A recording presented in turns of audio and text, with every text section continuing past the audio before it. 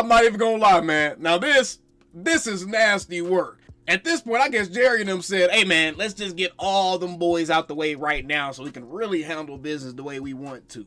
The Dallas Cowboys have brought in 3 different people, or they're going to bring in 3 different names to interview for various coordinator positions. We have all 3 coordinator spots up for grabs, and we have news on the first candidates named for each of these spots. Let's get into it, and be sure to subscribe for Dallas Cowboys content. Jerry, I'm glad you looking like that. You out of pocket for this one. You out of pocket. Before we get into that news, though, this actually just dropped as I was recording the show about the coordinators. Mike Zimmer has informed Ed Warder officially that he will not be returning as the Dallas Cowboys defensive coordinator, and Matt Eberflus is likely going to be the hire, which plays into what we're about to talk about now with some of these coordinator interviews that the Cowboys have set up. Look, I don't have many comments about this Mike Zimmer thing because I think we all pretty much knew that this was the case, especially after Micah Parsons made the comments he made after that game, essentially saying Mike Zimmer has to want to come back. He's retiring from the NFL. He's about to go spend some time railing his young hot wife. But all right, so we got 3 different news topics we're going to quickly run through, and then I'm going to give you kind of a dossier on these people. And first up, Tom Pelissero reports the Cowboys requested an interview with Falcons tight end coach Kevin Koger for their offensive coordinator job per source. So this is the first name that we've seen come up for the Cowboys offensive coordinator job. Remember, a week ago, people were floating the idea of Mike Solari being promoted to offensive coordinator, and then Lunda Wells being promoted to offensive line coach. I don't mind the latter half of that. Mike Solari being promoted to offensive coordinator, I'm going to cry and go sit in the corner somewhere if that were the case. But we see the first official name be Coach Kevin Koger, the tight end coach for the Falcons. We're going to get to that in just a second. We have another coordinator interview to report, and that's going to be on Bears assistant Andre Curtis. So secondary coach for the Chicago Bears, Andre Curtis, is in the running for Dallas's defensive coordinator position, according to ESPN. All right, we can see how Andre Curtis looks right here, right? Then we go to the third one, and we have Chris Banjo, the assistant special teams coach for the Broncos, is going to be interviewing for the special teams coordinator job for the Dallas Cowboys. And the interesting part about Chris Banjo is he is getting multiple looks around the entire league. So where I'm going with this maybe doesn't apply as much to him, but it probably still does apply because it's Jerry. Now, before we get into these guys' dossiers, essentially, their quick biographies, their backgrounds, to teach you guys who these fellas are, what do you notice about all 3 of these candidates? I'm just going to click between these 3 guys real quick.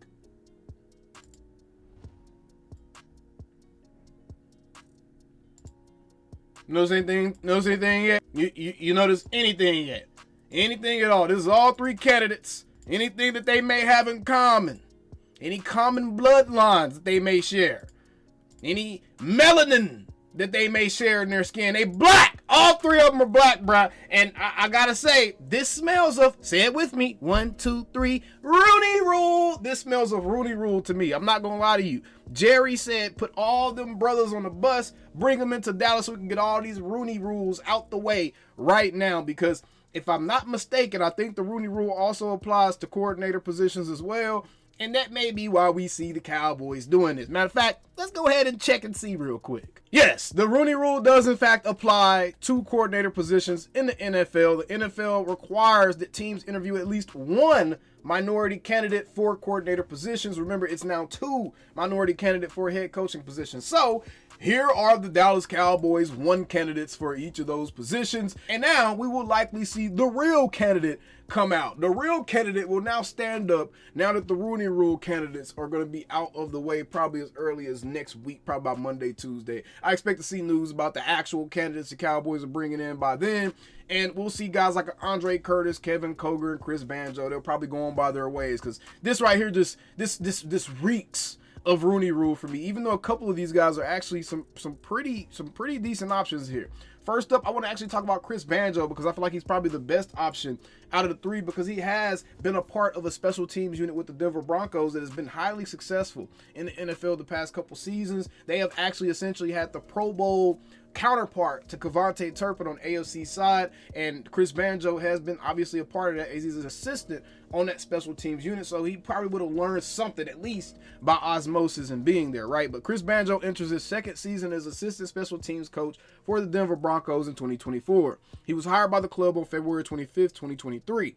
In Banjo's first year with the team in 2023, Denver's special team unit ranked near the top in multiple categories, including punt return average, they were first, punt return average against, they were second, kick return average, they were 8th, and kick return average against, they were 9th. So essentially he had a top 10 across the board special teams unit. Banjo also helped oversee the development of kick returner Marvin Mims Jr., who was voted an Associated Press second team All-Pro and a 2024 Pro Bowler after averaging 16.4 yards per punt return and 26.5 yards per kickoff return. So if you're going to replace a John Bones Fossil, this would be honestly a really, really good candidate.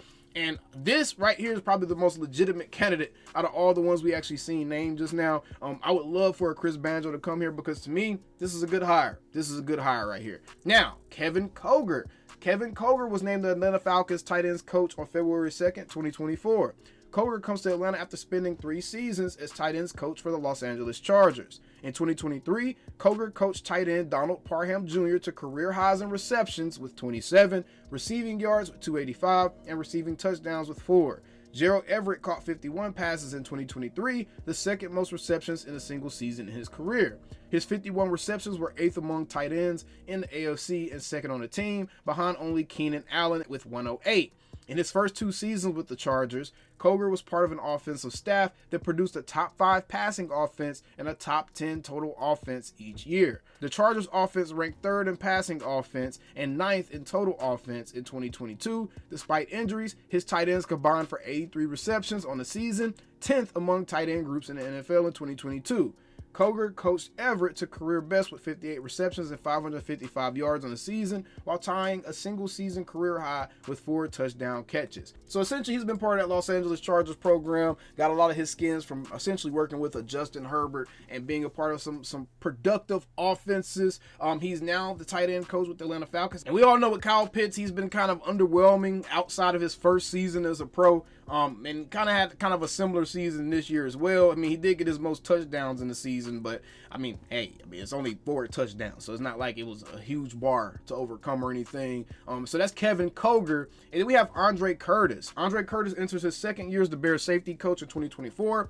Curtis enters the 2024 season with 24 years of coaching experience, including 18 in the National Football League. Prior to his arrival in Chicago, he spent 7 seasons in Seattle. That may be where the Andre Curtis interview is coming from. He has some familiarity with Brian Schottenheimer. He was there in Seattle with Schottenheimer.